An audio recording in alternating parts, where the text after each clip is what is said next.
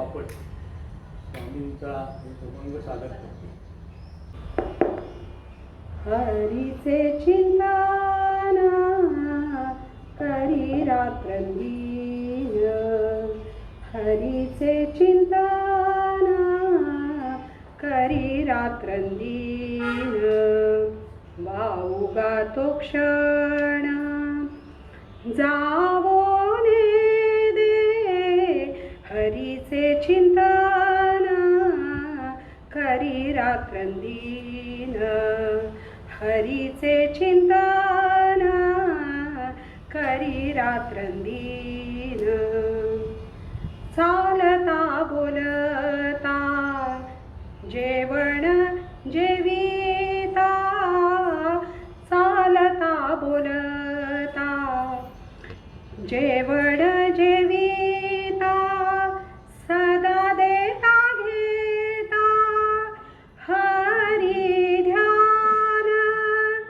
सदा देता घेता हरी ध्यान, हरी ध्यान, हरी ध्यान, हरीचे चिंतन करी रात्रंदिन, हरीचे चिंतन करी रात्रंदिन, आसनी शयानी एकांती लोकांती, आसनी शयानी एकांती लोकांती, आपुला श्रीपती अखंडित, हरीचे चिंतन करी रात्रंदिन, हरीचे चिंतन करी रात्रंदिन, स्वामी म्हणे नित्य हरीचे दर्शन, स्वामी म्हणे नित्य हरीचे दर्शन, तेने समाधान परिपूर्ण, तेने समाधान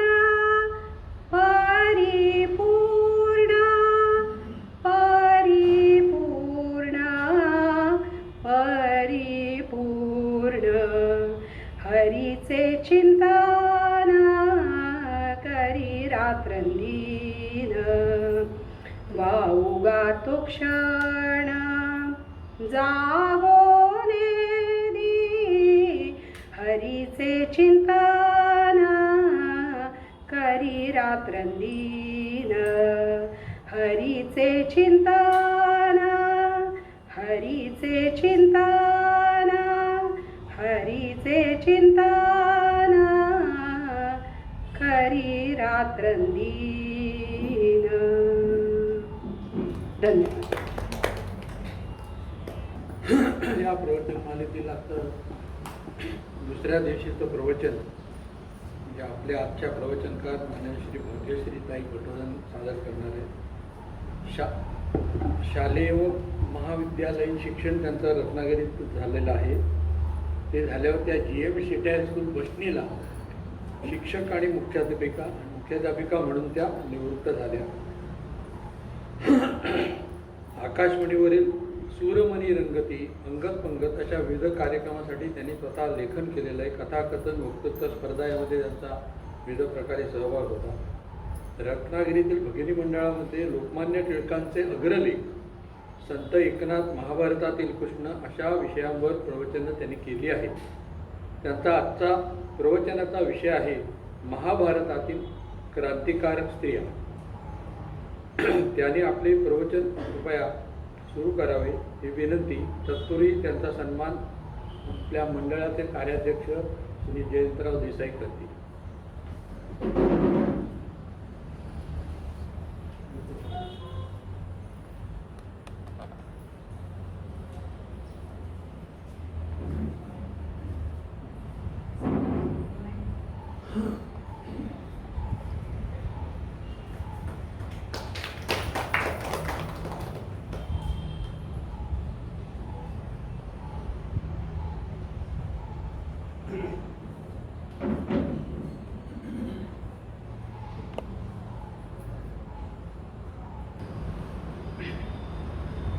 नमस्कार. आदिशक्तीचा जागर आणि आदिमायेचा आंबेचा उदो उदो करण्यासाठी आपण सगळे इथे एकत्र जमलो आहोत. पण याहीपेक्षा अतिशय दुसरं महत्त्वाचं आहे ते म्हणजे आपल्या भारतीय स्वातंत्र्य देवतेचा अमृत महोत्सवी उत्सव साजरा करण्यासाठी आपण इथे एकत्र जमलेलो आहोत, हे खरं आहे. आणि या सोनेरी सुवर्ण क्षणाचे साक्षीदार भागीदार होण्याची संधी मला दिल्याबद्दल पहिल्यांदा मी संयोजकांची आभारी आहे. हे साक्षीदार होता होता मला माझ्या आयुष्यातले 2 महत्त्वाचे प्रसंग आठवले. 1947-48 साली जन्मलेली आमची पिढी पूर्ण स्वातंत्र्य मिळाल्यानंतर मोकळ्या हवेमध्ये श्वास घेतलेली आमची पहिला श्वास घेतलेली आमची पिढी, ज्या वेळेला पहिली निवडणूक आम्ही मतदानासाठी बाहेर पडलो तेव्हा मला असं अंधूक आठवतंय, नक्की नाही, पण वर्तमानपत्रातून 2 ओळीमध्ये त्या पिढीचं असं म्हणजे कौतुक केलेलं होतं. आम्ही पहिले मतदार होतो पूर्ण स्वातंत्र्यामध्ये भाग घेणारे. तो एक प्रसंग की त्याही वेळेला त्या सगळ्या समाजाचा मी एक छोटासा का होईना पण अंश होते की जिनं त्या मोकळ्या हवेत श्वास घेतला होता. आणि दुसरा महत्त्वाचा प्रसंग, GM शेटे हायस्कूलमध्ये रिटायर होता होता का होईना पण मला हेडमास्टरशिप मिळाली होती. आणि त्यामुळे 15 ऑगस्ट, 26 जानेवारी, 1 मे महाराष्ट्र दिन हे 3 जे राष्ट्रीय सण आपण साजरे करतो ते सलग 3 वर्ष माझ्या कारकिर्दीमध्ये झाले होते. आणि आपला राष्ट्रध्वज तिरंगा माझ्या शाळेपुरतं का होईना, माझ्या छोट्या शाळेपुरतं का होईना, पण अभिमानानं माझ्या हस्ते फडकवण्याची संधी मला मिळाली होती. हे मी माझं भाग्य समजते. आणि पुन्हा एकदा संयोजकांचे आभार मानते की आजच्या या निमित्तानं मला माझ्या आयुष्यातले हे सोनेरी क्षण आठवता आले की ज्याची मी भागीदार होते. आता वळूया विषयाकडे. संयोजकांच्या आभाराबरोबर दुसरं मला आभार मानायचे ते माझ्या जनसेवा ग्रंथालय गाडीतळ यांचे, विशेषतः तिथल्या स्टाफचे. मग त्या सिनकर मॅडम असतील, सुजाता किंवा सुशीला असतील. पण पुस्तकांची देवघेव करताना केवळ आपण नोकरी करतोय असा त्यांचा हेतू नसतो. खरोखर त्या साहित्याची, त्या विषयाची त्यांना आवड आहे. आणि त्यामुळे एकदा सभासदाची ओळख पटल्यानंतर त्याला काय आवडेल याचा अंदाज घेऊन ते पुस्तकं सुचवतात, वाचायला देतात. आणि शेवट कदाचित ते राहून जातील म्हणून मी आधीच त्या ग्रंथालयातल्या स्टाफचे माझे आभार मानते. विषयाला सुरुवात करण्यापूर्वी माझ्या मर्यादा आधी मी स्पष्ट करते. ज्या महाभारतातल्या स्त्रियांबद्दल मी बोलणार आहे त्याच्यावर कुठलंही नव्यानं संशोधन वगैरे मी काही केलेलं नाही आहे किंवा त्याच्यावर PhD वगैरे पण मी मिळवलेली नाही. हे एवढ्यासाठीच सांगितलं की हल्ली प्रत्येक शब्द हा संवेदनशील होतो आणि मग उगाच वादंग ते नकोतच. मी फक्त भरपूर वाचते आणि मग त्या वाचनातून मला जे पटलं, भावलं, कळलं, समजलं, जाणवलं ते माझे विचार मी तुमच्यापुढे मांडण्याचा प्रयत्न करणार आहे. ते तुम्हाला पटलेच पाहिजेत असा माझा हट्ट, आग्रह, दुराग्रह काहीही नाही. मी माझे विचार तुमच्यापुढे ठेवणार आहे. बरं, तुम्ही सगळीच मंडळी सुज्ञ आहात, त्यामुळे तुम्हाला माहीत नसलेलं असं मी काही सांगू शकेन का मला माहीत नाही. त्यामुळे आपण असं म्हणूया की जे तुम्हाला पण माहिती आहे आणि मला पण माहिती आहे त्या विचारांची आपण देवाणघेवाण करूया किंवा ते विचार एकदा त्यांची उजळणी करूया. विषयाला सुरुवात करण्यापूर्वी मला संपूर्ण स्त्री जातीबद्दलच आधी महत्त्वाचं सांगायचं आहे की मानवी संस्कृतीच्या कुठल्याही वळणावरची किंवा कुठल्याही टप्प्यावरची स्त्री ही मानसिकदृष्ट्या कधीच कमकुवत नव्हती. अगदी सुरुवातीला जेव्हा आपण टोळ्या करून फिरत होतो, निसर्ग अवस्थेमध्ये फिरत होतो, तेव्हा सुद्धा टोळीचं नेतृत्व स्त्री करत होती. होरगा ते गंगा जर तुम्ही वाचलं तर त्याच्यामध्ये हे सगळं वाचायला मिळेल की तेव्हा टोळीचं नेतृत्व स्त्रीकडेच असायचं आणि हत्तीसारख्या मोठ्या प्राण्याची शिकार सुद्धा ती स्त्री इतरांच्या मदतीनं करू शकत होती आणि मग त्याची विल्हेवाट किंवा वाटणी ही स्त्री करू शकत होती. एका टोळीमध्ये 2 स्त्रिया झाल्या तर त्यांचं पटलं नाही तर दुसरी स्त्री बाहेर पडून स्वतःची वेगळी टोळी स्थापन करायची, पण नेतृत्व स्त्रीकडेच. मग टोळीच्या अवस्थेमध्ये जर हे सगळं होतं तर नंतर ती मानसिकदृष्ट्या कमकुवत झालेली कधीच दिसत नाही.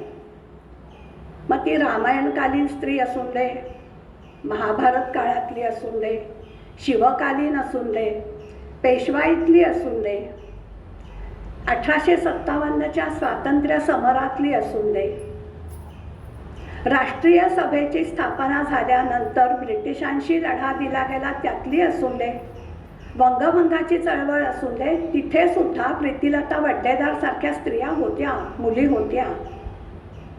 किंवा आत्ता स्वातंत्र्य मिळाल्यानंतरची स्त्री असून दे, मानसिकदृष्ट्या कमकुवत ती नव्हती.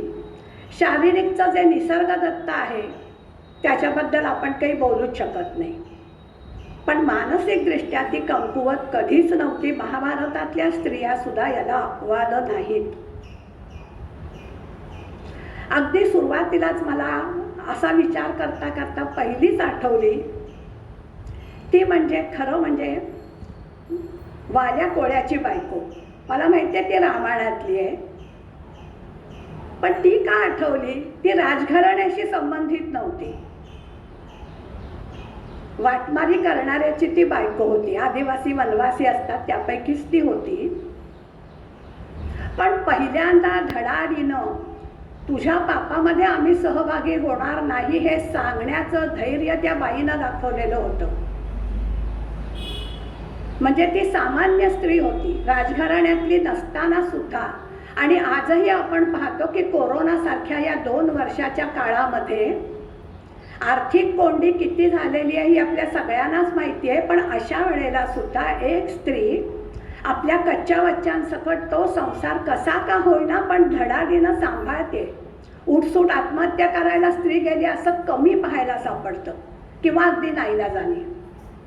त्यामुळे परत एकदा की स्त्री मानसिकदृष्ट्या कधीही दुर्बळ कधीच नव्हती, ती सशक्तच होती. कुठल्याही स्त्रीबद्दल आणि हे बोलता येईल. उलट आहे की वाल्या कोळ्याच्या बायकोनं जर त्यावेळेला हो चालेल तुम्ही आणा मी ते बघेन असं सांगितलं असतं तर वाल्मिकी झालाच नसता. मग कदाचित रामायण लिहिलंच गेलं नसतं, रामाचा आदर्श जगापुढे आलाच नसता किंवा कुणीतरी लिहिलं असतं. पण जगातलं पहिलं महाकाव्य म्हणून जे रामायणाला आणि वाल्मिकीला महत्त्वाचं स्थान मिळतं ते मिळालं नसतं. म्हणजे एक वाल्याचा वाल्मिकी बनवण्यामध्ये जी महत्त्वाची भूमिका होती ती नारदाने नाही पार पाडली, ती वाल्याच्या बायकोनं पार पाडली. आणि आजचं म्हणजे त्या काळाची मी नेहमी म्हणते की एका काळाची तुलना दुसऱ्या काळाशी करायची नाही. याचं कारण प्रत्येक युगामध्ये प्रत्येक काळामध्ये त्यांच्या त्यांच्या समजुती किंवा जीवनविषयक धारणा मूल्य ही सगळी वेगवेगळी असतात. एका काळाचे नियम दुसऱ्या काळाला लागू पडतीलच असं नाही. पण तरी सुद्धा मोह म्हणून सांगावं असं वाटतं की वाल्या कोळ्याच्या बायकोनं ते तेव्हा सांगितलं. हे आज जर बड्या बड्या लोकांच्या बायकांना सांगण्याचं जर धारिष्ट्य झालं, राजकारण नको, पक्षही नको, पण आपण नेहमी तुलना करतो म्हणून सांगायचं की तुम्ही सचोटीनं वागून जे आणाल त्याच्यात मी भागवीन असं जर हे नेत्यांच्या बायकांनी सांगायला सुरुवात केली तर कोर्टाशिवाय सगळी प्रकरणं मिटूनच जातील. पण म्हणजे आजच्या आधुनिक काळातली सुद्धा स्त्री जे करू शकत नाही, आम्ही स्वतःला सुधारलेले पुढारलेले वगैरे समजतो, ते काम नक्की किती वर्ष झाली सांगता येत नाही रामायणाला, पण 10-15 नक्की झाली असतील, 1000. इतक्या जुन्या काळातल्या एका वनातल्या स्त्रीनं वाल्याला सांगितलेलं होतं. खरोखर सलाम आहे त्या बाईला. म्हणजे क्रांतिकारक ही ती स्त्री होती पहिली. मग त्या मानाने सीता काय, उर्मिला काय या नंतर राजघराण्याशी संबंधित तरी होत्या. पण जिला जेवणाची सुद्धा भ्रांत असेल अशा स्त्रीनं वाल्याचा वाल्मिकी बनवलेला होता. खरंच तिचं कौतुक आहे आणि मला ती आठवून गेली. तेव्हा स्त्री परत मानसिकदृष्ट्या दुर्बळ कधीही नव्हती. आता ज्या महाभारताबद्दल आपण विचार करणार आहोत त्या महाभारतातल्या स्त्रियांबद्दल बोलायचं तर मुळात जे महाभारत आहे ते महाभारत व्यासाने लिहिलं. परत ते नक्की कधी घडलं नाही, कारण आपली जी युगांची कल्पना आहे ती त्या इसवी सन पूर्व वगैरे ह्याच्याशी मेळ खात नाही. छातीठोकपणे आपण असं सांगू शकत नाही की ते नक्की 5000 वर्षापूर्वी घडलं, नाही सांगता येत. मध्ये तर दुसरा सुद्धा एक मुद्दा त्याच्या बाबतीत मांडलेला होता की त्रेतायुगात राम आणि नंतर द्वापार युगामध्ये एक घडलं दुसरं, असं इतक्या सरळ झालं असेल का? म्हणजे त्रेतायुगामध्ये राम झाला असेल तर लगेच द्वापार युगामध्ये त्याच कृष्ण झाला असेल का? तर पुन्हा एक सगळं आवर्तन ते पूर्ण झालं. त्रेतायुग सगळं म्हणजे सत्ययुग, त्रेतायुग, द्वापारयुग, कलियुग सगळं पूर्ण झालं आणि पुन्हा जेव्हा सुरुवात होईल त्याच्यामध्ये कृष्ण झाला असेल का? काहीच अंदाज बांधता येत नाही. अशी कुठेही त्याची व्यवस्थितपणे सांगड घालता येत नाही. सगळे अंदाज पंचे. त्यामुळे महाभारत नक्की केव्हा घडलं आणि केव्हा लिहिलं गेलं हे अंदाजानंच ठरवले. साधारण 5000 वर्षापूर्वी महाभारत घडलं असेल आणि त्याच्यानंतर ते लिहिलं गेलं. जेव्हा व्यासाने ते लिहिलं तेव्हा त्याची श्लोक संख्या फक्त 8800 होती. त्यांनी पहिल्यांदा त्यांचा मुलगा शुकदेवाला ते सांगितलं आणि नंतर जैमिनी, वैशंपायन, रोमहर्षण, लोमहर्षण सगळे सूत, शौनक हा जो त्यांचा शिष्य परिवार होता या सगळ्यांना सांगत गेले आणि ते पुढे पुढे त्याचा प्रसार होत गेला. बरं, हे सगळं महाभारत भृगुकुलाशी संबंधित होतं आणि हे सगळा शिष्य परिवार एकतर भृगुकुलाबद्दल आदर अभिमान बाळगणारे तरी होते किंवा त्या कुळाशी संबंधित तरी होते.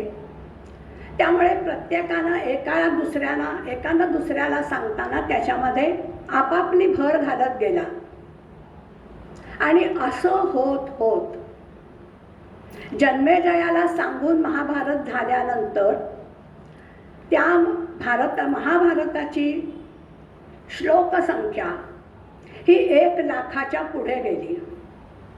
म्हणजे 8,800, 9,000 म्हणा.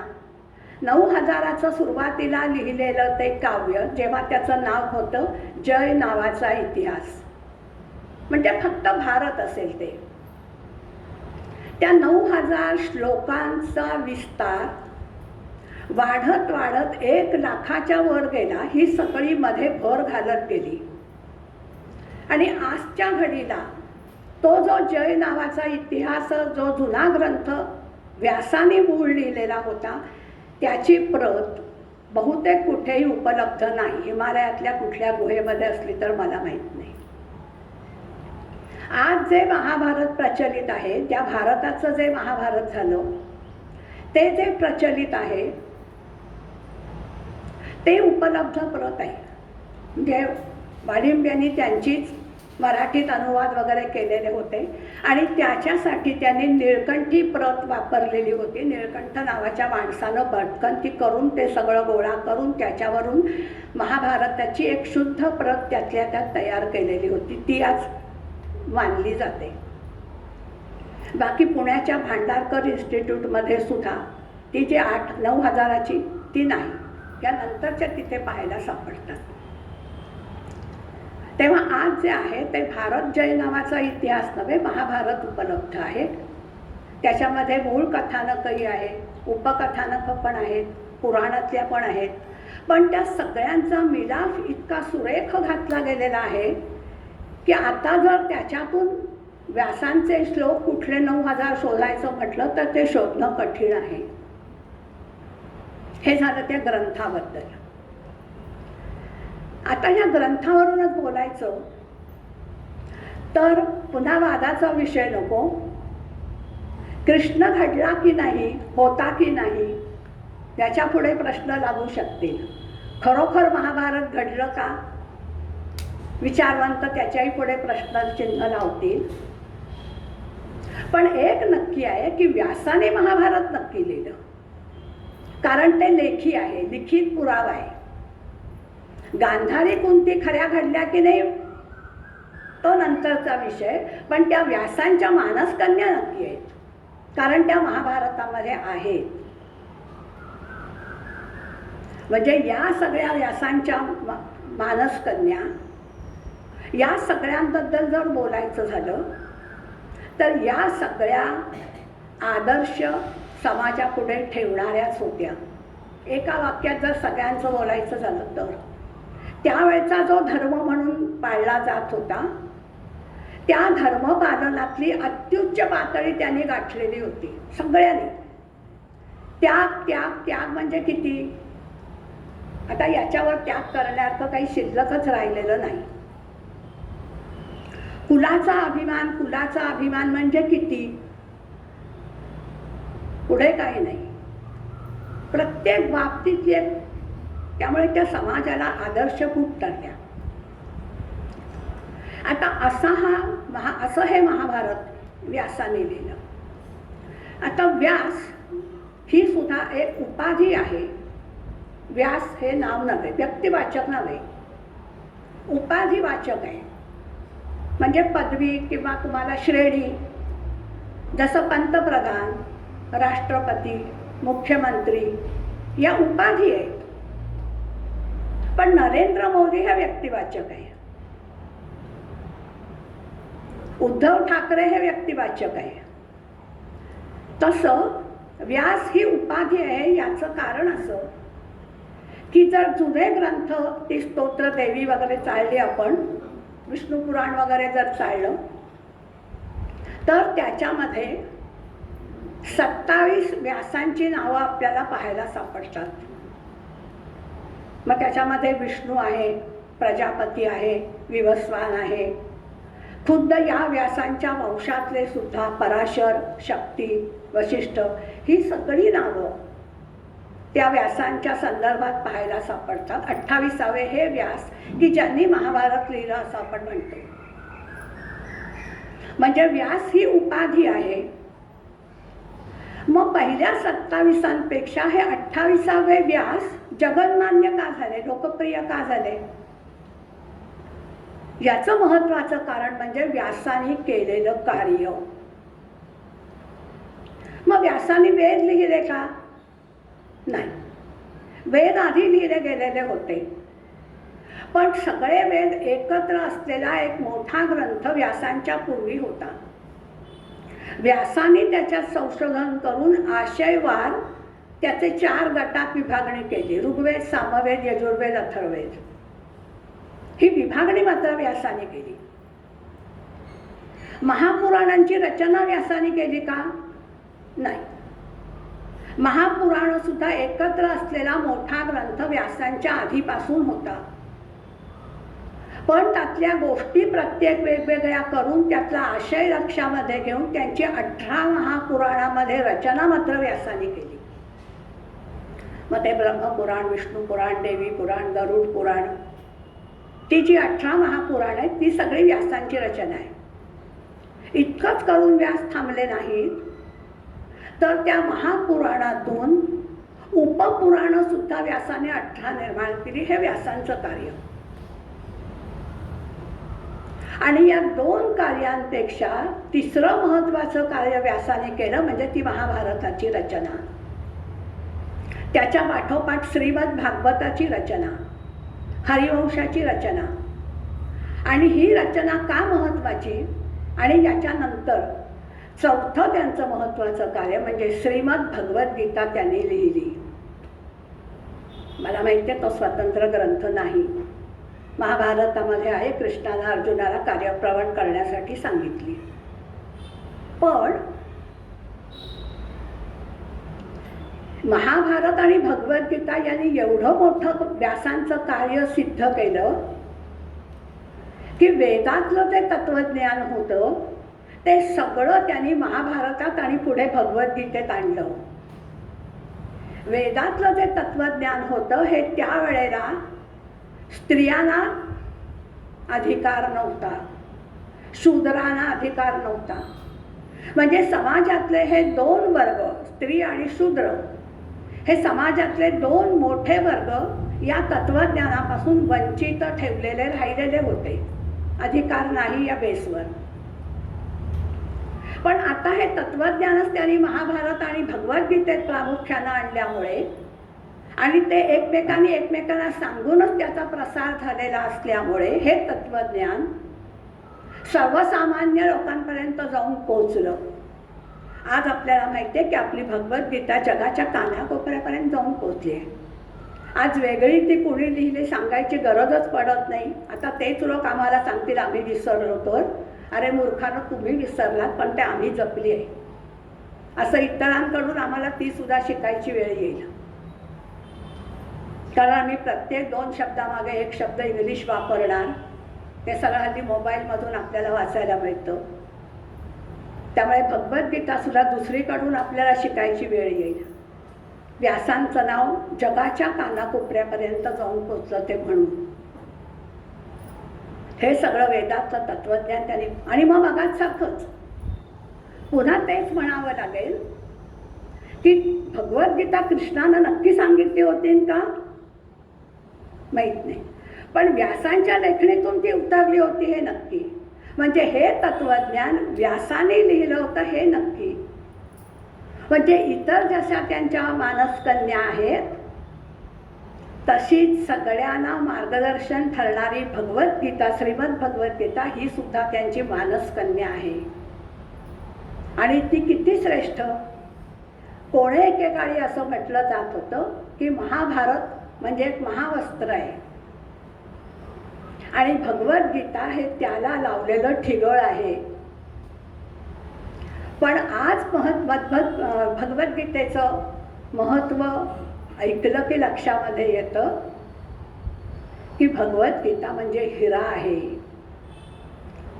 आणि त्या हिऱ्याला साजेसं कोंदण व्यासाने निर्माण केलं ते महाभारताचं होतं. म्हणजे भगवद्गीता आता लिहायची वेळ आली हे प्रत्यक्ष शारदेच्या सरस्वतीच्या लक्षात आल्यावर कदाचित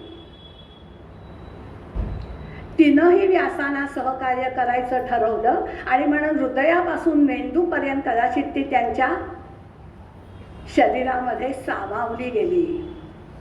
मग प्रत्यक्ष शारदा सरस्वती जर व्यासाला प्रसन्न झाली असेल तर भगवद्गीता निर्माण व्हायला कितीसा वेळ लागेल. तेव्हा ते ठिगळ वगैरे नाही आहे, तेच महावस्त्र आहे. कारण महाभारताची कथा कुठेही घडू शकते, कारण ती सरळ सरळ यादवी आहे. आपल्याला आपलं जे नाही आहे ते हिसकावून घेण्याचा किंवा ओरबाडून घेण्याचा प्रयत्न केला की महाभारत घडतं आणि जे आपलं आहे त्याचा सुद्धा त्याग केला की रामायण घडतं. त्यामुळे महाभारत कुठेही आजकाल घडताना पाहायला सापडेल. म्हणजे सुरुवातीला व्यासाने जे ब्रह्मदेवाला सांगितलं होतं, मी असा ग्रंथ निर्माण केलाय की जो तिन्ही काळांना जोडेल, भूतकाळ पण, वर्तमान काळ पण आणि भविष्यकाळ पण. आणि खरोखर महाभारत आज जरी आपण वाचायला घेतलं तरी कालचा भूतकाळ त्याच्यामध्ये सापडेल, आपला आजचा वर्तमान काळ त्याच्यामध्ये सापडेल आणि उद्याचा भविष्यकाळ सुद्धा त्याच्यामध्ये सापडेल. जगातलं कुठलंही ज्ञान घेतलं तरी ते व्यासाने उष्टावलेलं आहे असं म्हणतात. ते म्हणूनच जे महाभारतात नाही ते जगात कुठेही नाही असं हे महाभारत ते लिहिणारे व्यास. मग अशा ह्या व्यासांचं खरं नाव तरी काय होतं? असं म्हणतात की ते रूपानं जरा बेंगळूर वगैरे होते. आणि आपण ते महाभारतात ऐकलेलं पण आहे की अंबिका आणि अंबालिका जेव्हा त्यांच्यापर्यंत व्यास जाऊन पोहोचले तेव्हा एक मुळी भीतीनंच डोळेच मिटून घेतले आणि दुसरी मुळी पांढरी फटक पडली. त्यामुळे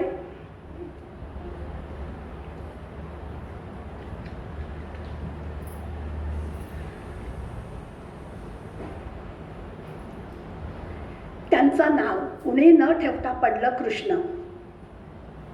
आता नावानावात सुद्धा कसा फरक आहे बघा. व्यास बेडौल बेढव होते म्हणून कृष्ण पडलं, पण आणि राजस सुकुमार मदनाचा पुतळा असलेला सुद्धा कृष्णच होता. व्यक्तीमध्ये फरक आहे. कृष्ण हे त्यांचं एक नाव आणि यमुनेतल्या एका द्वीपावर त्यांचा जन्म झाला म्हणून द्वैपायन हे दुसरं नाव. त्यामुळे कृष्ण द्वैपायन हे त्यांचं जोड नाव. म्हणजे महाभारत ज्यांनी लिहिलं त्या व्यासांचं नाव होतं कृष्ण द्वैपायन व्यास. त्यांनी हे महाभारत लिहिलं. अशा व्यासांच्या मानसकन्यांकडे आता आपण वळूया. या महाभारतातल्या अशा जर स्त्रिया शोधायच्या म्हटल्या तर त्यांची 3 गटात आपल्याला विभागणी करायला लागेल. एक म्हणजे व्यासांना जे कथानक सुरुवातीला अपेक्षित होतं, मूळ कथानक, मुख्य कथानक, त्यातल्या ज्या नायिका आहेत त्या वेगळ्या. मग त्यात कुंती आहे, द्रौपदी आहे, गांधारी आहे, अंबा आहे, वाटलं तर सत्यवती आहे. कारण तेच मूळ कथानक व्यासांना अपेक्षित असेल, जिथपासून त्यांचं सुरू झालं होतं तिथपासून जन्मेजयापर्यंत. या सगळ्या नायिका त्या मुख्य कथानकाच्या आहेत. दुसरं आहे उपकथानक, म्हणजे अनेक कथा उपकथा ज्या महाभारतामध्ये नंतर जोडल्या गेलेल्या आहेत त्याच्या नायिका. मग त्याच्यामध्ये शकुंतला आहे, देवकी आहे, यशोदा आहे, गवळणी आहेत, राधा आहे, जना आहे, धरा आहे, अशा सगळ्या येतात. आणि तिसरं काही पुराण कथा त्याच्यामध्ये जोडल्या गेल्या आहेत. मग त्याच्यामध्ये शर्मिष्ठा आहे, त्या अनेक अप्सरा वगैरे त्याच्यामध्ये येतील. सगळे ऋषी होती, लोपामुद्रासारख्या ऋषीपत्नी आहेत त्या त्याच्यामध्ये येतील. अशा जर सगळ्या स्त्रियांचा विचार केला तर जवळजवळ 500 नावं तरी अशी सांगतील की मग असं म्हणायची वेळ येईल की महाभारतातली प्रत्येक स्त्रीच बहुतेक त्या काळामध्ये आदर्श होती. याचं कारण धर्माचा जबरदस्त पगडा होता. त्या काळात जो धर्म मान्य केला गेला होता तो, परत मी सांगते की त्या काळाचा विचार करूनच विचार करायचा. याचं साधं उदाहरण द्यायचं तर 200 वर्षापूर्वी आपल्याकडे स्त्रियांची स्थिती काय होती तो विचार करून बघा. जेव्हा स्त्रीला शिक्षणापासून वंचित ठेवलं गेलं होतं तेव्हा स्त्रियांची विचारसरणी किंवा काय जे होतं किती कडक कायदे स्त्रियांच्या बाबतीत, आज त्या आहेत का? नाही. मग तेव्हाच्या स्त्रियांचे विचार वेगळे असतील, आजची स्त्री वेगळी असेल. आणखीन 1000-2000 वर्षांनी जेव्हा स्त्री विचार करायला लागेल तेव्हा ती तुम्हा आम्हाला सुद्धा खुळ्या होत्यात म्हणून टाकेल. कारण तेव्हा कदाचित हे जेवणखाण बाहेरच पडेल एकंदर अस्मानी सुलतानी गोंधळ बघता. आणि विटॅमिनच्या सकाळी 2 गोळ्या, दुपारी 2 गोळ्या, रात्री 2 गोळ्या घेतल्या की काम भागलं. मग ती म्हणेल आम्ही जेवण करण्यातच ही स्त्री किती वेळ घालवत होती, खुळीच होती बहुतेक. 1000-2000 वर्षांनी येणारी स्त्रीचे विचार आणखीनच प्रगल्भ असतील. विज्ञानाची प्रगती जशी होत जाईल तसतशी ती स्वतःला आणखीन ह्या सगळ्यातून मोकळीच व्हायला लागेल. तेव्हा त्यावेळेचे विचार, त्यावेळेचा धर्म जो होता, ती धर्ममूल्य होती, ती त्याचा विचार करून या स्त्रियांचा जर विचार केला तर त्या आदर्श होत्या. म्हणजे पतिप्रेम, पतिनिष्ठा, त्याच्यानंतर मुलं झाल्यानंतर माता म्हणून ज्या कुलातून त्या आल्या त्या कुलाचा विचार करणाऱ्या, ज्या राजाची राणी असेल त्या राज्याचा विचार करणाऱ्या, त्या साम्राज्याचा विचार करणाऱ्या, सम्राज्ञी म्हणून जी जी कामगिरी त्यांच्या वाटेला येत गेली त्या सगळ्या याच्यामध्ये त्या यशस्वी झाल्या आणि आदर्श बनल्या. त्याच्यात त्या कुठे चुकलेल्या दिसत नाही. दुसरी महत्त्वाची गोष्ट या स्त्रियांच्या बाबतीमध्ये, त्यांनी वैयक्तिक हितापेक्षा सुद्धा समाजाचा, कुलाचा, साम्राज्याचा विचार केला आहे. म्हणजे व्यष्टीकडून समष्टीकडे आपण जे म्हणतो, व्यक्तीकडून समाजाकडे आपण जे म्हणतो, तशी त्यांची विचारसरणी होती. मी नाहीशी झाले तरी चालेल किंवा माझं काही बरं वाईट झालं तरी चालेल, पण ज्या कुलातून मी आले किंवा ज्या कुलात मी दिली गेले त्याला धोका पोचणार नाही, त्याचा नाश होणार नाही, ही जबाबदारी माझी आहे. मग त्या दृष्टीने आवश्यक असेल ते मला करायला हवं असा त्या विचार करणाऱ्या होत्या. मग ती गांधारी असून दे किंवा कुंती असून दे. म्हणजे त्यांचे त्यावेळेचा जो धर्म होता त्या धर्माप्रमाणे त्या वागणाऱ्या होत्या, पतिव्रता होत्या त्या. या सगळ्याचा विचार या स्त्रियांनी पुरेपूर केलेला होता. गांधारीच्या बाबतीत जर आपण विचार केला तर गांधार देशची राजकन्या, सुबलराजाची मुलगी, कथानकात मी शिरत नाही, तुम्हाला महाभारत माहिती आहे, माझ्यापेक्षा जास्त उलट तुम्हालाच माहिती असेल. पण गांधारी पहिल्यापासूनच वृत्तीनं तपश्चर्या वगैरे करणारी अशी, बाकी त्या सगळ्या बायका प्रचंड देखण्या वगैरे असं त्या महाभारतामध्ये वर्णन आहे. सोज्वळ, शालीन, तशीच ती पण होती. 17, 18, 19 वर्षाची मुलगी. आणि शंकराकडून तिला असं 100 पुत्रांचं वरदान मिळालेलं होतं. आणि ही जेव्हा ख्याती भीष्माचार्यांच्या कानावर पडली, हस्तिनापूर, तेव्हा त्यांनी विचार केला की धृतराष्ट्र एक तर आंधळा आहे, मग अशी पुत्रवधू जर आपल्याला मिळू शकली तर आपल्या कुलाचा विस्तार होईल, कारण तिला 100 पुत्रांचं वरदान आहे. कुरुकुलाचा विस्तार होईल. तेव्हा कुलाचा विचार करून त्यांनी लगेच आपला दूत पाठवून त्या गांधार देशच्या राजाला तिची मागणी पण घातली. सुबलराजाला आनंद पण झाला आणि दुःख पण झालं. बाप होता, राजा पण होता आणि बाप पण होता. आनंद अशासाठी की आर्यावर्तामध्ये महत्त्वाचं साम्राज्य जे कुरु साम्राज्य, हस्तिनापूरचं साम्राज्य, त्याच्यासाठी माझ्या मुलीला मागणी घातली गेली म्हणून आनंद झाला. तिथली सम्राज्ञी म्हणून ती जायची म्हणून आनंद. पण ज्याच्याशी तिचा विवाह होणार आहे तो आंधळा आहे, म्हणजे माझ्या मुलीनं सबंध आयुष्य त्या आंधळ्याबरोबर काढायचं आहे. निर्णयच त्याला घेता येईना. बरं, दुसरी त्याला खात्री होती की मी जर नकार दिला तर भीष्माचार्य आक्रमण करतील आणि मुलगी नेतीलच, राज्यही माझं जाईल. म्हणून त्यानं निर्णय घ्यायची जबाबदारी आपल्या मुलीवरच सोडली. आणि त्या सगळ्या तिच्या दासी गांधारीला सांगायला गेल्या, धृतराष्ट्राचं वर्णन करायला गेल्या. सगळं छान छान सांगत होत्या. ती पण आनंद, म्हणजे अगदी हुरूप आला होता की छान एका साम्राज्याच्या ठिकाणी आपण जाणार आहोत. पण सांगता सांगता ती दासी पण म्हणून थांबली. आणि हा एकदा जो पण त्या गांधारीच्या आयुष्याला तो शब्द जोडला गेला, तो पूर्ण आयुष्यभर तो पणच तिच्यामध्ये आडवा येत राहिला. सगळं चांगलं आहे पण, दुर्योधन जिंकायला हवा पण, दुर्योधनाचा त्याग करायला हवा पण, पांडवांचं कौतुक करायला हवं पण,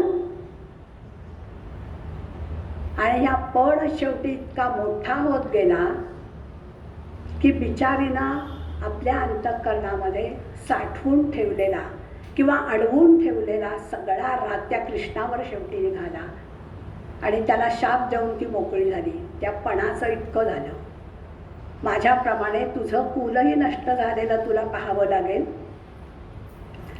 आणि तू सुद्धा असाच कुठेतरी तुझ्या राज्याच्या बाहेर अनाथासारखा तुझा शेवट होईल. आणि हा शेवट सुद्धा रणांगणात नव्हे, एका सामान्य माणसाकडून तू मारला जाशील.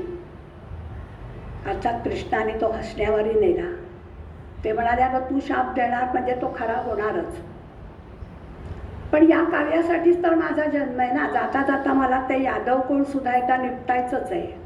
जो जो उन्मत्त झाला तो मला नष्ट करायचा आहे. माझ्या त्याच्यासाठीच तर जन्म आहे. कारण हसण्यावारी नेलं म्हणून. पण तिचा हा शाप समजा पांडवांपर्यंत येऊन पोचला असता तर, पण वेळोवेळी व्यासाने आणि कृष्णाने तिला थांबवून शांत केलं. तेव्हा हा पण ती राजकन्या होती. तिनं सगळा नीट विचार केला आणि लगेच दासे सांगितलं, जा आणि एक रेशीम पट्टी घेऊन ये. आणि त्या क्षणाला त्या 19-20 वर्षाच्या पोरीनं जी डोळ्याला एकदा पट्टी बांधली ते आयुष्यभर, आणि त्याच्या मागे ती पतिनिष्ठा होती. जे नेत्रसुख माझा पती बघू घेणार नाहीये पाहू शकणार नाही आहे, घेऊ शकणार नाही आहे, ते मी पण घेणार नाही. अधिकार नाही वगैरे नाही, ती मी घेणार नाही. माझ्या इच्छेनं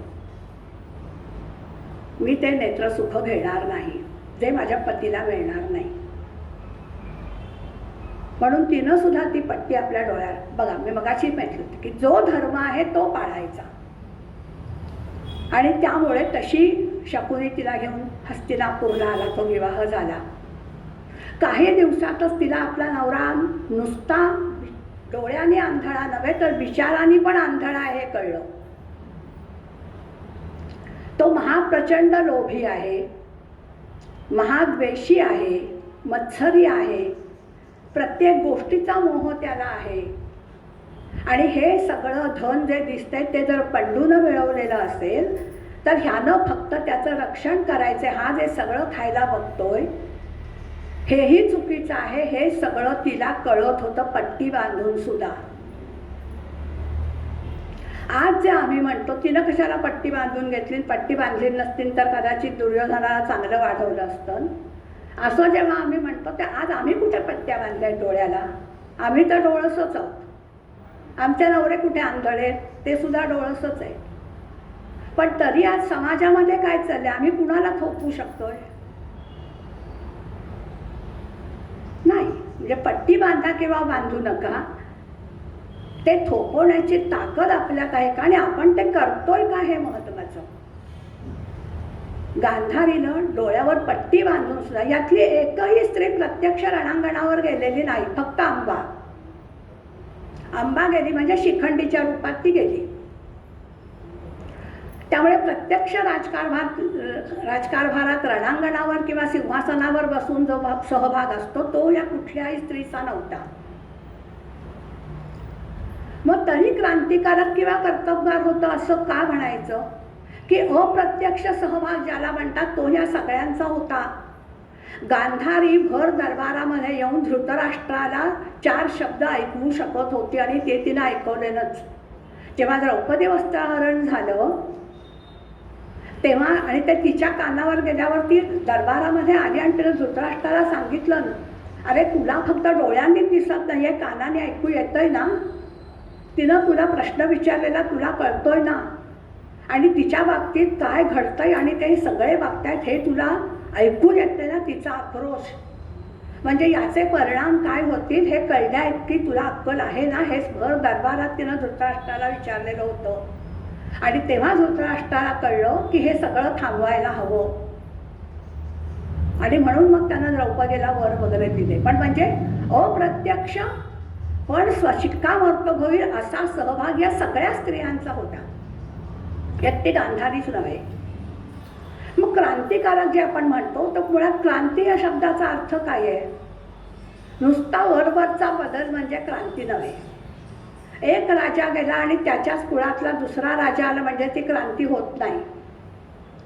पण स्वातंत्र्यपूर्व कधीतरी आपल्याकडे राजेशाही होती आणि स्वातंत्र्यानंतर आपण लोकनियुक्त सरकार स्थापन केलं म्हणजे लोकशाहीला सुरुवात केली. हा राजेशाहीपासून लोकशाहीपर्यंतचा जो प्रवास आहे ही क्रांती. कारण समाजाची धारणाच आपण बदलली, त्याची मूल्यच बदलली, विचारसरणीच बदलली, पायाच त्याचा बदलला. राजेशाही कुठे आणि लोकशाही कुठे, ही क्रांती. मग असे क्रांतिकारक विचार या स्त्रियांचे होते आणि त्या ते वेळोवेळी मांडत होत्या आणि समोरच्यामध्ये मुळापासून बदल घडवून आणत होत्या. नेहमीच त्या सफल झाल्या नसतील पण यश मिळणं हे नंतरच आहे. प्रयत्न तर त्या 100% करत होत्या. गांधारीनंही केले.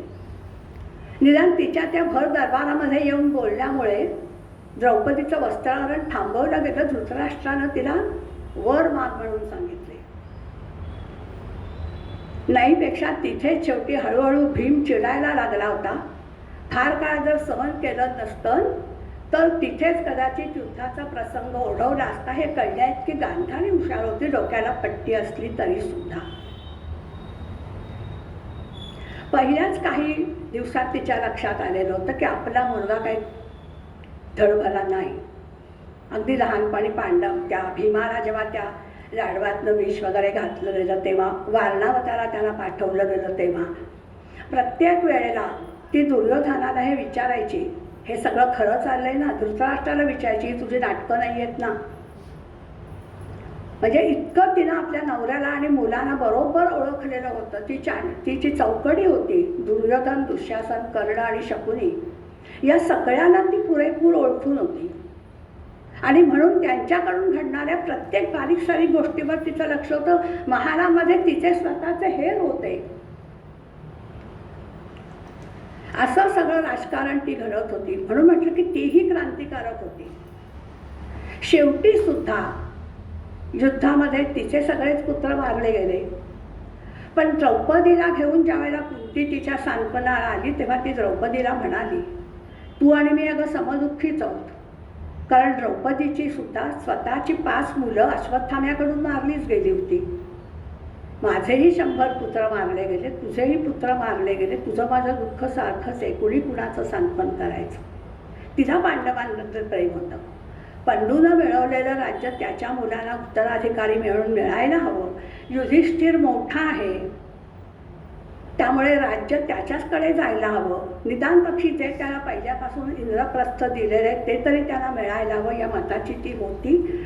आणि हे सगळं तिनं मुलांच्या आणि धृतराष्ट्राच्या कानावर घातलेलं होतं. त्यामुळे आपले विचार तिनं जपून ठेवले नाहीत. आपलं प्रेम हे आईचं वात्सल्य किंवा मातृत्वा इतकं प्रेमळ असून चालणार नाही. ते कठोर आणि कणखरच असलं पाहिजे याची तिला पुरेपूर कल्पना होती. शेवट सुद्धा किती झालं तर ती सम्राज्ञी होती. युद्ध संपल्यानंतर सुद्धा इतर स्त्रियांना घेऊन जेव्हा ती रणभूमीवर गेली तेव्हा ती सम्राज्ञी आहे म्हटल्यानंतर त्या सगळ्या सैनिकांचे विचार, आता ती मेलेली, सगळे शिक्षक सगळे सैनिक मेलेले होते, पण त्या सगळ्यांची चौकशी तिनं व्यवस्थित सगळ्यांना करून दिली. ते जिवंतपणे कसे वागत होते आणि आत्ता कशा अवस्थेमध्ये पडलेले आहेत. प्रत्येकाला नावनिशिवार ती ओळखत होती. एखादी आई आपल्या मुलांना ओळखते तसं ती सगळ्या राजांना सम्राज्ञीच्या नात्यानं ओळखत होती. आणि त्या प्रत्येकाची व्यवस्थित ओळख तिनं करून दिली. कारण ती संख्या सुद्धा काही कोटी, काही लाख आणि 5-25 हजार अशी त्यात मरण पावलेल्यांची संख्या होती. अगदी खरं खोटं बाजूला ठेवलं तरी काही लाखावर तर नक्कीच होती. पण या सगळ्यांची वेगळी ती ओळख तिनं बाकीच्यांना करून दिलेली होती. त्या वेळेला सुद्धा हे महत्त्वाचं. अशी ही गांधारी संपूर्ण आयुष्यभर तर होरपळूनच निघाली आणि नंतर वनवासात गेल्यानंतर खऱ्या अग्नीमध्ये सुद्धा होरपळली गेली. आपण म्हणू अन्याय झाला तिच्यावर, पण तिनं तिचा करारीपणा सोडला नाही. आणि तिला जे पटत ती वाटत होतं ते वेळोवेळी मांडायलाही तिनं मागे पुढे बघितलं नाही. तिच्या जोडीची दुसरी कुंती. कुंतीला तरी काय, पण कुंती निदान पांडवांची आई तरी होती. पण गांधारी बघायला गेलं तर विरोधी पक्षातली असून सुद्धा, कौरवांच्या बाजूची खरं म्हणजे असून सुद्धा ती पांडवांची प्रेमानं वागत होती. म्हणून तिला तिचं जास्त कौतुक वाटतं. कुंती शूरसेन राजाची मुलगी लहानपणीच कुंती भोजाकडे दिली गेली म्हणून तिचं नाव पृथा होतं, ते कुंती पडलं. मागणी घातली गेली आणि पांडुराजासाठी ती आणली गेली. तिच्या पाठोपाठ माद्री पण आणली गेली. पंडूनं भराभर दिग्विजय केले आणि बरंचसं राज्य आणि धन सगळं घेऊन आला. आणि मग विश्रांतीसाठी आवड म्हणून ते आणलेलं सगळं धृतराष्ट्राच्या ताब्यात देऊन दोन्ही राण्यांना आपला घेऊन तो हिमालयाच्या पायथ्याला निघून गेला. आता खरं म्हणजे हस्तिनापूरच्या गादीवरचा प्रश्न असा निर्माण झाला होता की नक्की राजा होतं कोण? धृतराष्ट्र मोठा होता म्हणजे राजा तो, त्यांच्या कुरुकुलाचा नियम म्हणजे. पण आंधळा असल्यामुळे तो राजा होऊ शकत नव्हता. पंडूनं मिळवलेलं होतं पण त्याला राज्याभिषेक झालेला नव्हता आणि तो ते सगळं हे करून निघूनच गेला होता. म्हणजे परत राज्यकारभार प्रत्यक्षामध्ये धृतराष्ट्रच बघत होता. त्यामुळे त्याच्या मनाची धारणा अशीच होती की माझ्या मोठ्या मुलाला हे सगळं मिळालं पाहिजे, दुर्योधन मोठा आहे त्याला हे सगळं मिळालं पाहिजे. दरम्यानच्या काळामध्ये गोष्ट आपल्याला कुंतीची तिकडची माहिती आहे, खोलात शिरूया नको. ते सगळे मंत्र सामर्थ्यानं वगैरे माद्री आणि कुंती मिळून 5 मुलं झाली. कालांतरानं पंडू गेला, माद्री तिच्याबरोबर सती गेली. पण कुंतीच्या बाबतीमध्ये महत्त्वाची गोष्ट लग्नाआधी घडली होती. दुर्वास ऋषी जेव्हा कुंतीभोज राजाकडे आले होते तेव्हा कुंतीनं त्यांची प्रामाणिकपणे सेवा केली आणि त्या सेवेवर खुश होऊन दुर्वास ऋषीने तिला मंत्र दिला, तू ज्याचं आवाहन करशील तो येईल. आणि तेव्हा तिचं वय अगदीच लहान होतं आणि नको त्या वयामध्ये जेव्हा असं काही हातामध्ये येतं तेव्हा कुतूहलापोटी किती नुकसान होतं त्याचं मूर्तिमंत उदाहरण म्हणजे कुंती. पण हे आपण आजही बघतोय. कोरोनामुळे ऑनलाईन शिक्षण जेव्हा मोबाईल आणि ह्याच्यावरून सुरू झालं, नको त्या वयामध्ये मुलांच्या हातात मोबाईल आले आणि त्याचे दुष्परिणाम काय आहेत ते आज आपण वर्तमानपत्रातून आणि टी व्हीवरून वाचतोय. जे आज त्या मुलांच्या बाबतीत घडते तेच कोण्या एकेकाळी कुंतीच्या बाबतीत घडलं. आणि कुठल्या तरी एका सकाळी केवळ कुतूहलापोटी, कामाच्या इच्छेनं नव्हे, उपभोगाच्या इच्छेनं नव्हे, कारण तिला त्याची कल्पनाच नव्हती काय घडणार आहे याची, पण मंत्र दिला एकदा बघावं तरी काय आहे ते, अशा ह्याच्यात तो मंत्र जपला तिनं आणि सूर्य आला आणि त्याचं ते काम एकदा म्हणतात मंत्राने बांधलेला. ते पोरगं जेव्हा जन्माला आलं तेव्हा तिच्यातली आई जागी झाली. पण त्याच वेळेला भानावर येऊन तिला दुसरंही लक्षात आलं की विवाहापूर्वी हे आपल्याला झालेले म्हणजे ते ठेवता येणार नाही. मी सुरुवातीला म्हटलं की ह्यातली कुठलीही स्त्री स्वतःसाठी जगलीच नाही आणि मग ते जर वाढवलं तर ह्या कुळाचा किती नाश होईल, काय होईल कुंतीभोज राजाचं, बट्टा लागेल. हा सगळा विचार करून तिनं ते पोरगं नदीमध्ये सोडून दिलं. तो कर्ण समोर आपला मुलगा दिसतोय तरी बोलता येत नाही आणि अक्षरशः काळजावर दगड ठेवून वागायचं आईच्या दृष्टीनं किती कठीण आहे. पण तशी ती वागत होती, पण करारी होती. पुन्हा तेच बोलायचं नाही म्हणजे बोलायचं नाही, समाजाचं हित बघायचं, ज्या कुळामध्ये आपण आलो त्या कुरुकुळाचं हित बघायचं. आणि नंतर सुद्धा मुलांना घेऊन ती हस्तिनापूरला आली. याचं कारण मुलं मोठी व्हायला लागली होती आणि त्यांना त्यांचा अधिकार मिळणं गरजेचं होतं. जर युधिष्ठिर माझा मोठा असेल तर हस्तिनापूरचा राजा तो व्हायला पाहिजे. जर माझ्या पंडूनं हे सगळं मिळवलेलं असेल तर ते युधिष्ठिरला ताब्यात मिळायला हवं. मुलांचा अधिकार मुलांना मिळाला पाहिजे या दृष्टिकोनातून ती परत हस्तिनापूरला मुलांना घेऊन आली. तिथे आल्यावर गांधारीप्रमाणे तिच्याही लक्षात आलं की इथे असंच म्हणजे मुलाला ठेवणं कठीण आहे, त्यांच्यावर लक्ष ठेवायला हवं. आणि मग तिच्याची आई जागी झाली, डोळ्यात तेल घालून तिनं मुलांवर लक्ष ठेवलं. भीम नाहीसा झालाय म्हटल्यानंतर तिनं बारीक चौकशी करायला सुरुवात केली. वारणावताला जेव्हा जायचं ठरलं तेव्हा सुद्धा विदुर त्यांना सीमेपर्यंत पोचवायला आला आणि जाताना तो सांकेतिक भाषेमध्ये युधिष्ठिराला तिथे काय होईल आणि तू कसा वाघ हे सांगत होता. पण ती जी सांकेतिक भाषा होती राजकारणाची ती कुंतीला कळत नव्हती. पण विदुर माघारी परत गेल्यावर तिनं धर्माला सांगितलं की तुला जर काही वाटत नसेल तर तुला त्यानं काय सांगितलं ते मला कळायला हवं. किती झालं तरी क्षत्राणी होती, ती राजकन्या होती, प्रत्यक्ष लढाईवर गेली नाही तरी लढण्याचं शिक्षण या सगळ्यांना मिळालेलं होतं. त्यामुळे शस्त्रास्त्रांची कल्पना, राजकारणाची कल्पना या सगळ्या स्त्रियांना होती.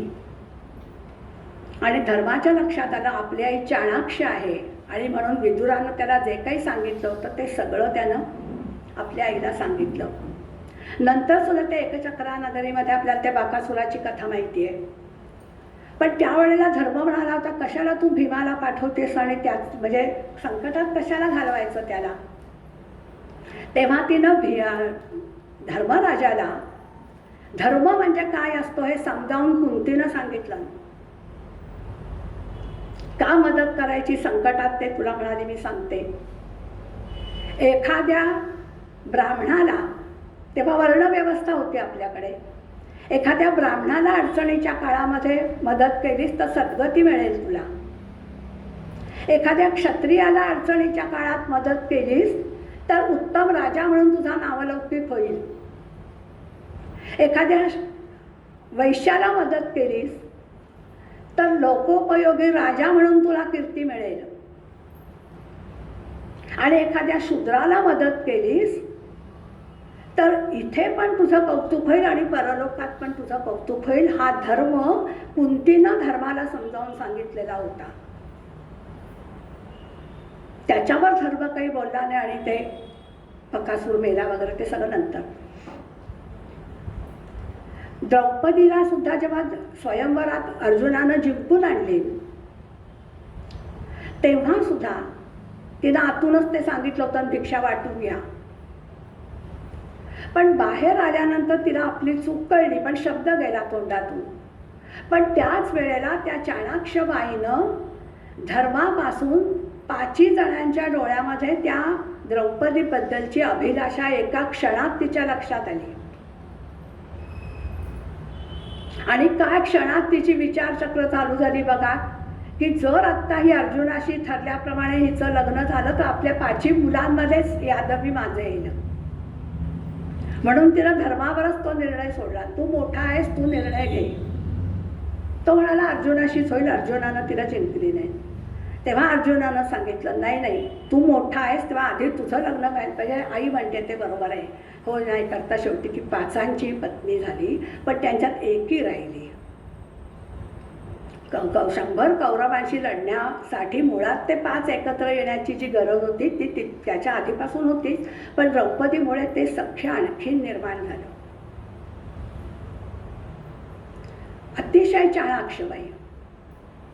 त्यानंतर सुद्धा ते सगळं द्यूत खेळलं गेलं तेव्हाही ती परोपरीनं युधिष्ठिराला सांगत होती, दोन्ही वेळेला, पहिल्या वेळेला पण आणि नंतर तो परत गेला त्यावेळेला पण, की शकुनी द्यूत खेळतोय, तुला द्यूत येत नाहीत, तो फसवणार आणि सगळं घालवून बसशील, नको खेळू द्यूत तू, विनाशकाले. तिचं काम तिनं व्यवस्थित केलं होतं. तिचे विचार तिनं बरोबर पोचवलेले होते. ते शेवटी झालं, ते वनवासाला निघून गेले. तिथे सगळी वर्ष वगैरे काढून झाल्यानंतर आता युद्ध आल्यावर काही युद्धाला पर्यायच नाही. कृष्ण ज्या वेळेला शिष्टाईसाठी निघाला म्हणजे तो शांती प्रस्ताव घेऊन जाणार होता. युद्ध टाळता आलं तर टाळायचं. पण त्यावेळेला सुद्धा तिनं त्याच्याजवळ निरोप पाठवला आणि तो युद्धाचाच पाठवला. हे हे हे हे सगळं माझ्या मुलांच्या बाबतीत आणि त्याच्याही पेक्षा माझ्या पुत्रवधूच्या बाबतीत घडलेलं आहे, यातलं काहीही मला विसरता येणार नाही. आणि जर माझे मुलगे तुला सांगत असतील की युद्ध टाळता आलं तर बघ, तर मी सांगते की युद्ध व्हायलाच हवं. द्रौपदी आणि ती दोघी जणी ठाम होत्या, युद्ध कोणत्याही परिस्थितीत व्हायलाच हवं. भीमानं प्रतिज्ञा केलेल्या त्या पूर्ण कशा होतील. आणि त्यावेळेला तिनं त्याला विदुलेचं उदाहरण दिलं होतं. ही विदुला महाभारतातल्याच उपकथानकामधली एक राणी होती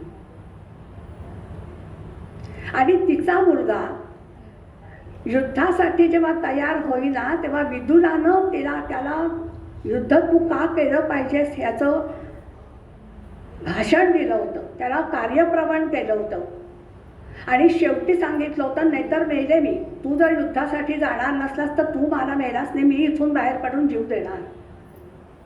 शेवटी तो मुलगा युद्धासाठी संजय तयार झाला आणि युद्ध जिंकून आला.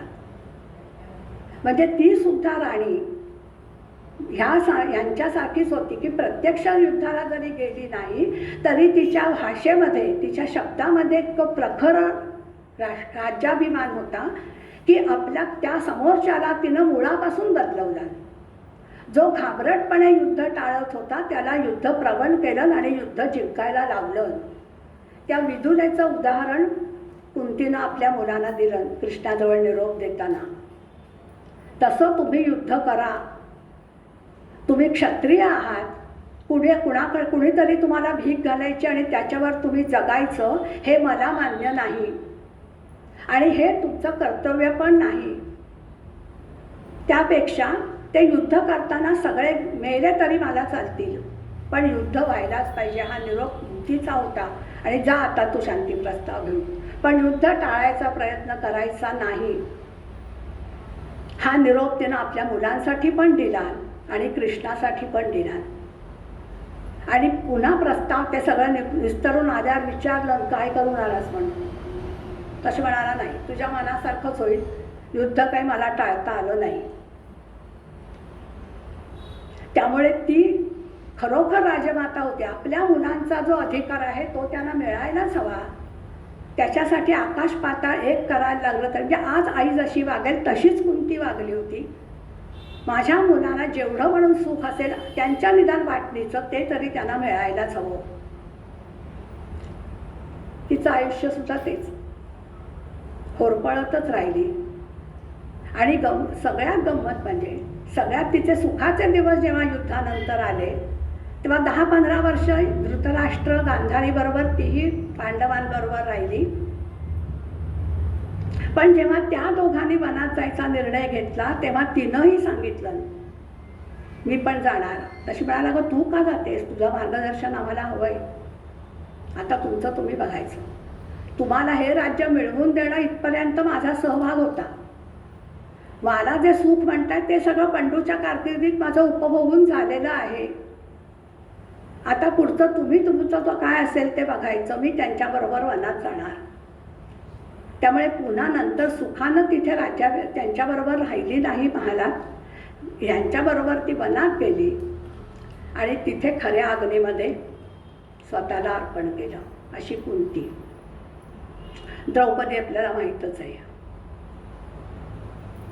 याज्ञसेनी यज्ञातून त्याच्यासाठीच निर्माण झाली ती. आणि म्हटल्याप्रमाणे 5 पांडवांची पत्नी म्हणून ती कुरुकुळामध्ये आली.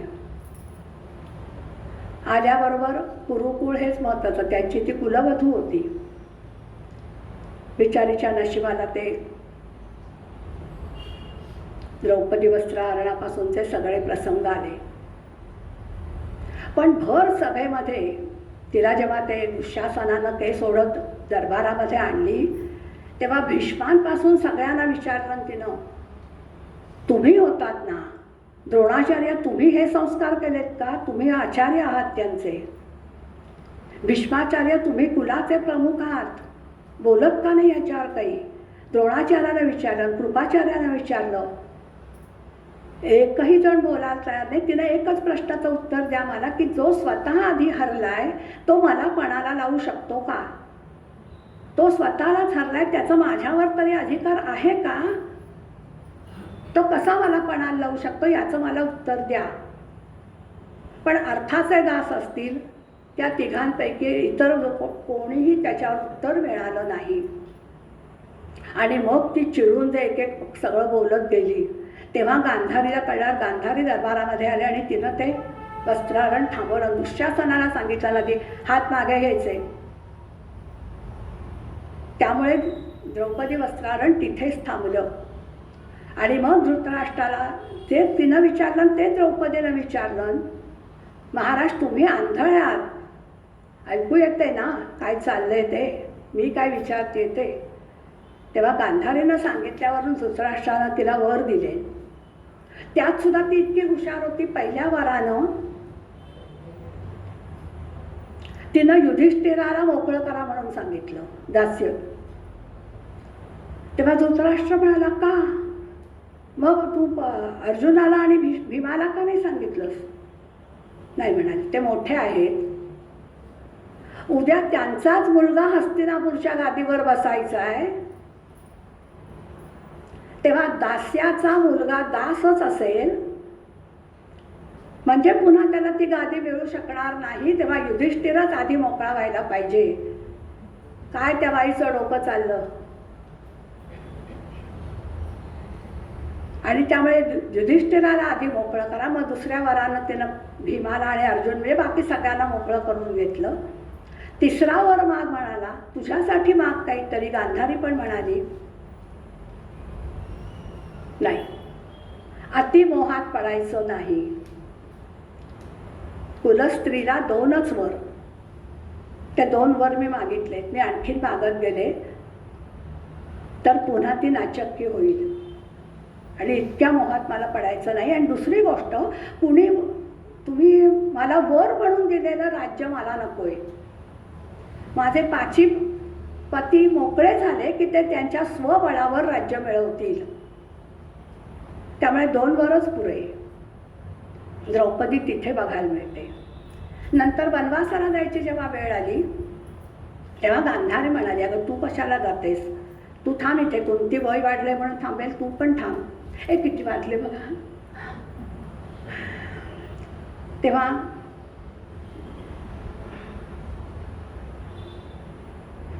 गांधारी म्हणाली, तू कशाला जातेस, कुंती थांबते तशीच तू पण थांब. त्या म्हणाली, नाही, रामाबरोबर सीता नव्हती का गेली. पंडू ज्या वेळेला हिमालयात निघून गेला तेव्हा माद्री आणि कुंती नव्हत्या का गेल्या. तुम्ही स्वतः धृतराष्ट्र आंधळा आहे कळल्याबरोबर तुम्ही डोळ्याला पट्टी नव्हती का बांधून घेतलीत. मग हे जर सगळे आदर्श आर्यावर्तातले माझ्या डोळ्यासमोर असतील तर मी इथे कशी राहीन. तेव्हा मी त्यांच्याबरोबरच जायची.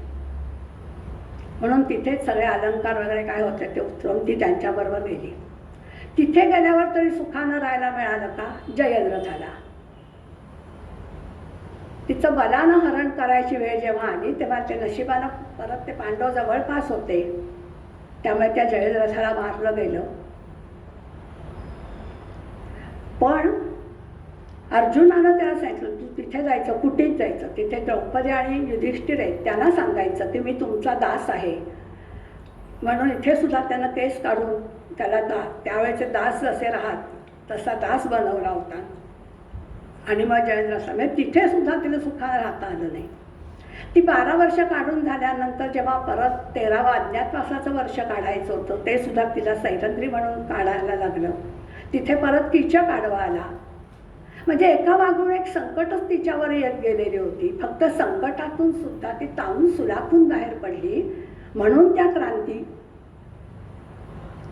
म्हणून त्या स्त्रिया महत्त्वाच्या, त्यांची कर्तबगारी महत्त्वाची. की सगळी दुःख इतकी पचवून सुद्धा पुन्हा त्या खंबीरपणे उभ्या होत्या. युद्धाचा निरोप जसा कुंतीनं पाठवला तसा द्रौपदीनं पाठवला होता. तिनं कृष्णाजवळच सांगितलं, हे बघ तू शांती प्रस्ताव घेऊन जायचं म्हणतोयस, मी फक्त तुझ्या आशेवर आहे, कारण माझ्यावर काय काय प्रसंग ओढवलेत ते तुला माहिती आहेत. आणि जर हे युद्ध झालं नाही तर सगळ्या प्रतिज्ञाही पूर्ण होणार नाहीत. आणि माझं काय, माझ्या अपमानाचा सूड कुणी घ्यायचा आहे.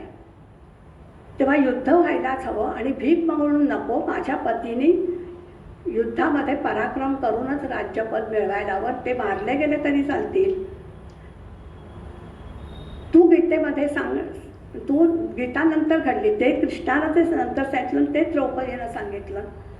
ते जर युद्धामध्ये जिंकले तर हस्तिनापूरचे राजे होतील आणि युद्धामध्ये मारले गेले तर स्वर्गप्राप्ती होईल. पण युद्ध व्हायलाच हवं ह्या द्रौपदीनं निरोप दिला होता. शांती प्रस्ताव ठोकरून लावायचंच आणि युद्धापर्यंत आणून ठेवायचंच. ते कसं काय करायचं ते तुझं तू बघ, कारण माझ्या बरोबरीनं तू होतास. आणि ह्यातले जर कोणी युद्धाला तयार होणार नसतील तर माझा बाप युद्धामध्ये उतरेल, द्रुपद राजा उतरेल, दृष्टद्युम्न माझा भाऊ आहे तो उतरेल, माझे 5 पांडवांसारखे हुशार पराक्रमी मुलगे आहेत ते युद्धामध्ये उतरतील, मी स्वतः उतरेल, शिखंडी युद्धामध्ये उतरेल, पण युद्ध व्हायलाच पाहिजे. असा निरोप द्रौपदीनं सुद्धा दिलेला होता. युद्ध झालं. अश्वत्थाम्याकडून एका रात्रीमध्ये संहार केला गेला. द्रौपदीची सगळी मुलं त्याच्यामध्ये मारली गेली. आणि म्हणून अश्वत्थामा कुठे चौकशी केल्यावर कृष्ण आणि त्याला शोधायला बाहेर पडले, त्याला घेऊन आले. तोपर्यंत हिच्या मनात होतं की त्याला मारायचा, म्हणजे काय वर मागायचंच आहे ना, तर ह्याला मारा म्हणून सांगायचं. पण त्याला बघे म्हणजे तोपर्यंत दिसेपर्यंत ती शांत झाली होती. आणि अश्वत्थाम्याला बघितल्याबरोबर तिला कृपीची आठवण झाली, म्हणजे त्याच्या आईची, द्रोणाचार्य आणि कृपी. तेव्हा ती म्हणाली की मी एक आई आहे आणि ह्याची आई ती सुद्धा एक आईच आहे. मुलं मारलं गेलेल्याचं दुःख काय आहे ते मला कळलंय, ते दुःख तिला सोसायला लागू नये. आधीच द्रोणाचार्य युद्धामध्ये मारले गेलेले आहेत, ते दुःख तिला सहन करणं कठीण आहे कृपीला. भरीला आपला एकुलता एक मुलगा माझ्यामुळे मारला जाऊ नये, ते दुःख तिला लागू नये भोगायला.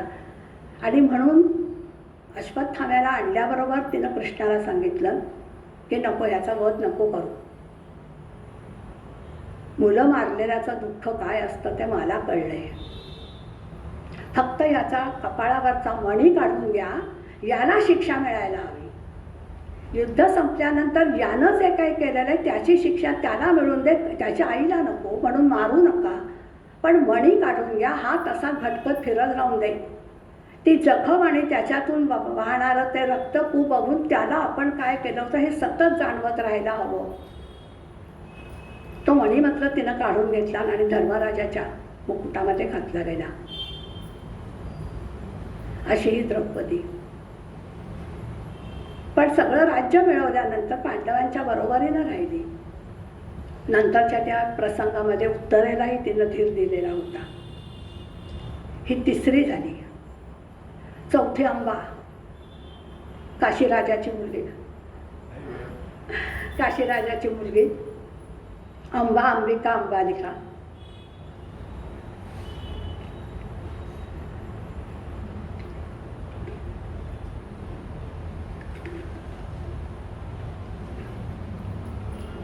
भीष्माचार्य तिघांनाही घेऊन आले होते. अंबाचं शाल्वावर प्रेम होतं, पण तिघांनाही घेऊन आल्यामुळे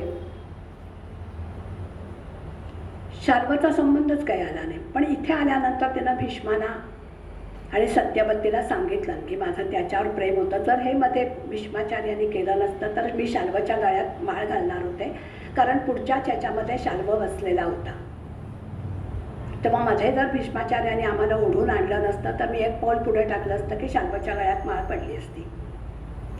दोघांनी ते मान्य केलं आणि अतिशय सन्मानानं, कुरुकुळाला साजेल अशा सन्मानानं तिला शाल्वाकडे पाठवून दिली. पण तो म्हणाला नाही, असं दानानं दिलेलं नाही, मी कसा स्वीकारू तुला पत्नी म्हणून. शिवाय तू त्यांनी चोल म्हणजे तुझा हात ओढल्याबरोबर गेलीस तू त्यांच्या रथात, तिथेही तू काही आढेबडे घेतले नाहीस. आणि आता त्यांनी परत पाठवली म्हणून नाही मी तुला हे करणार. तिथेही तिचा अपमान झाला. आणि ते अपमानाच्या ह्याच्यात ही सगळी चूक भीष्मांची असं तिनं समजूत आपली करून घेतली की भीष्माचार्याने जर आम्हाला आणलं नसतं तर माझं सरळ शाल्वाशी लग्न झालं असतं. तेव्हा याचा सूड घेणार. मग मध्ये ते जन्म परत आहेत. आणि शेवटी शिखंडीच्या रूपानं ती द्रुपद राजाकडे जन्माला आली. त्यामुळे तिला मागच्या जन्मांची आठवण सगळी राहिलेली होती. त्यामुळे आपला जन्म कशासाठी झालेला आहे हे तिला पहिल्यापासून माहिती होतं. ती युद्धाच्या आतुरतेनं वाट बघत होती. त्याशिवाय भीष्माचार्य मारायला सापडणारच नव्हते कारण. आणि मग जेव्हा युद्ध व्हायची वेळ आली आणि भीष्माचार्यच पहिले ज्या वेळेला कुरूंचे सेनापती निवडले गेले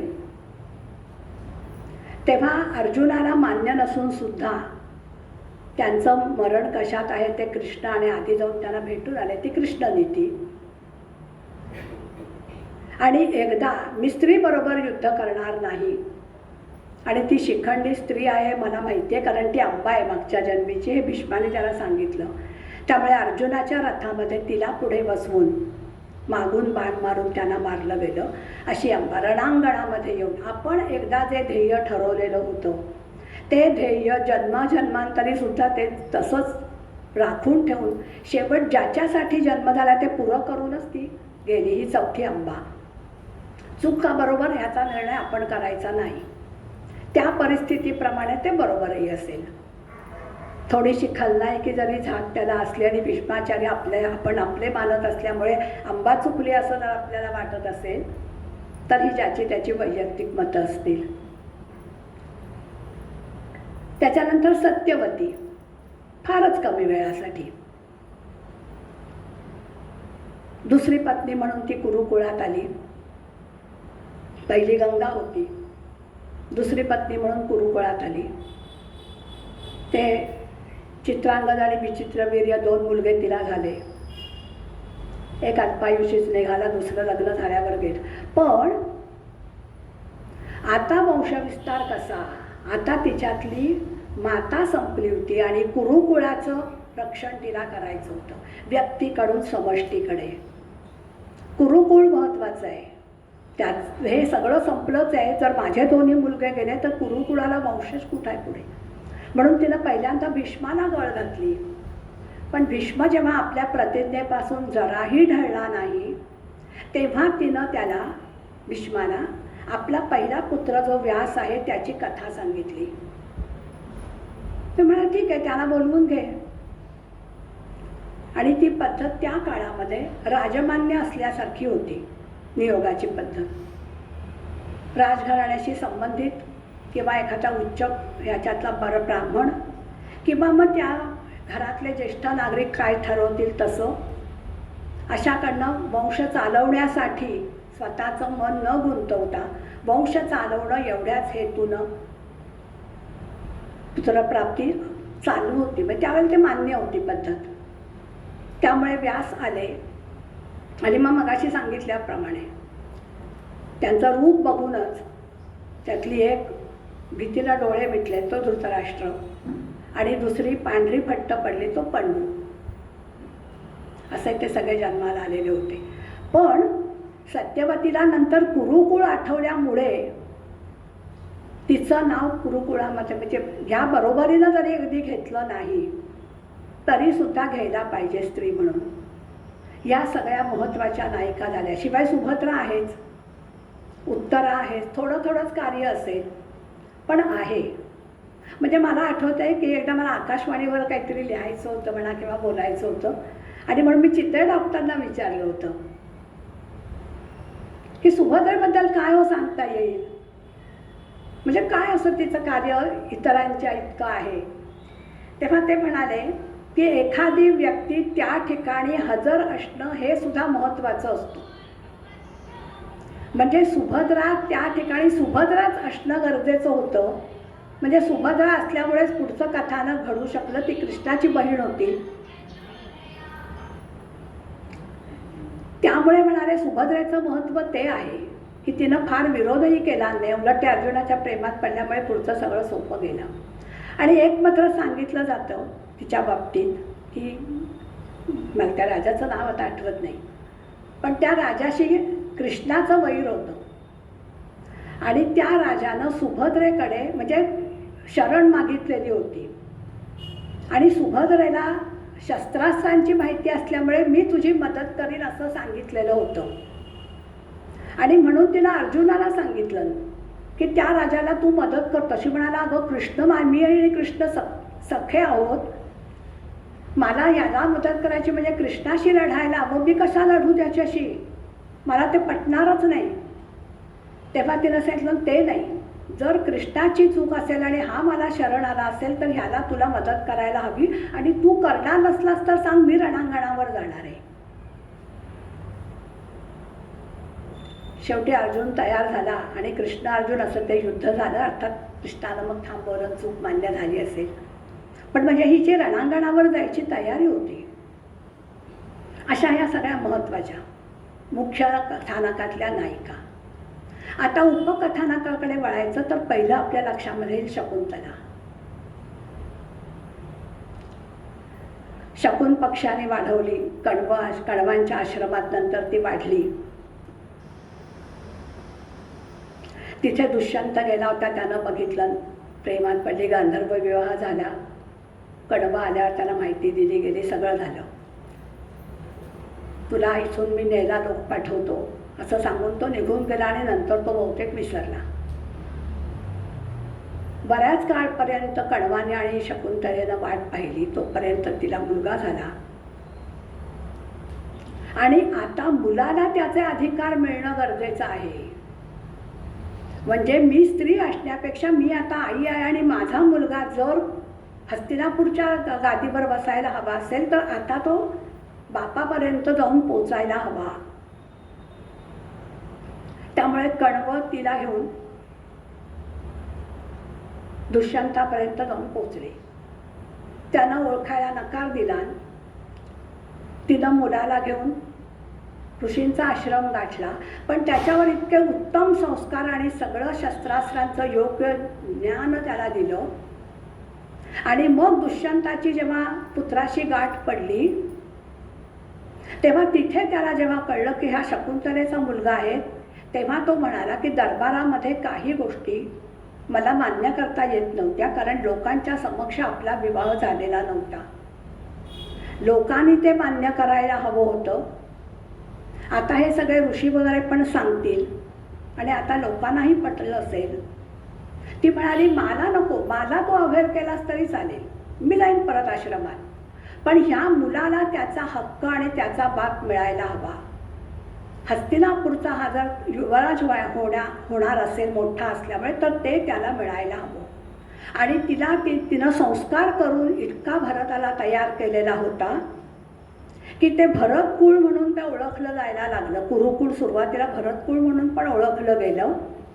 आणि अर्जुनासारखे काही त्याच्यामध्ये जे श्रेष्ठ किंवा उच्च दर्जाचे राजे झाले त्यांना भरत असं म्हटलं जात असे, भारत असं म्हटलं जात असे. आणि नंतरचा इतिहास तो आपण म्हणतो तोच की त्याच्यावरून आपल्या देशाला भारत हे नाव पडलं. पण त्याला हा जो संस्कार त्याचे जे होते ते शकुंतलेनं निर्माण केलेले होते, हे महत्त्वाचं. मी सुरुवातीलाच म्हटलं की या सगळ्या स्त्रिया त्यांचा जो धर्म होता त्या विसरल्या नाहीत. मग एक पत्नी म्हणून, एक माता म्हणून, राजमाता म्हणून जे काही असेल ते, पण धर्म त्याने कधी आपला सोडला नाही. तिनं सुद्धा त्या मुलावर व्यवस्थित संस्कार करून त्याचा अधिकार त्याला मिळवून दिला. विदुराची कथा तुम्हाला मी सांगितलीच. अशीच अजून एक होती जना, नीलध्वज राजाची बायको. युद्धानंतर कृष्ण अर्जुन जेव्हा युद्ध घेऊन त्या राजसूय यज्ञासाठी बाहेर पडले होते, दिग्विजयासाठी,